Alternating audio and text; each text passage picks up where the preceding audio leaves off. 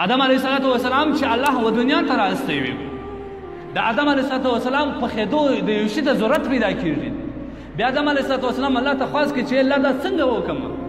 الله جل جلاله حضرت جبریل علیه السلام ورستی یو فرشته ورستی د جهنم فرشته ته چې د جهنم اور راکړه تر څو چې په دنیا کې موږ اور په بل هغه وایي څومره درکړم. دا ورته وایي چې د یوه خرما پر برابر باندې راکړه. هغه وایي سبحان الله یوه خرما برابر اور څه کوي. هغه وایي ولې وایي دا یوه خرما که چې دنیا ته ورسېدې په ټوله دنیا کې به ژوندی شی نشي پاتې دا ټوله به وسوځي. د جهنم یوه خرما اور.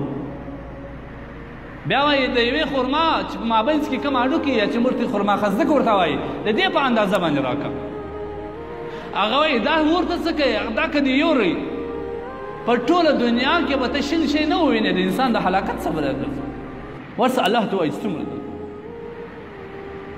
بیا جبریل علیه السلام فرشته الله ته ای الله څومره ځینې راواخم دا خو دومره دي. الله وایي بڅر کې راواخه بڅر کې دا بڅر کې راخي بیا اوا وارې د رحمت په اوبو په سمندر کې اچي او یا وارې مابعده پر غره باندې دا بڅر کې ږدي هغه غره باندې د نن څه باندې پر وسم اور باندې هغه غر ویلې کېږي بهیږي. بیا موږ تاسو کار ځینې اخلو دا د جهنم اور دی. او د جهنم د پراخوالي په باره کې نبي علیه السلام څه وایي. حضرت ابو هریره رضی الله تعالی عنه فرمایي چې موږ د نبي علیه السلام سره ناست وو. نبي علیه السلام په خبرو اخته و. یو درب سو موږ شاوخوا وکتل شی مې نه ولیدی. نبي علیه السلام ابو هریره ته وایي ای ابو هریره دا درب دې واورېدی. هغه وایي یا رسول الله بلکل مې واورېدی. دا د څه شی درب و. د الله رسول څه ورته فرمایي سبحان الله سبحان الله.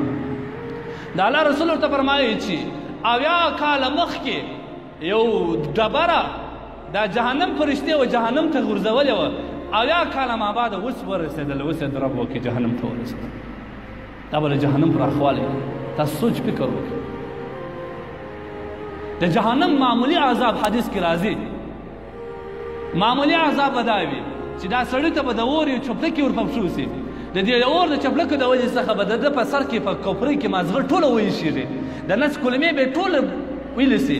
دی به وایي یا الله د ټولو په سخت عذاب د زه مبتلا کړی یم. الله وایي ته ورسه عذابونه حاصل لري. ته ورسه د خلکو په خولو کې اور پروت دی.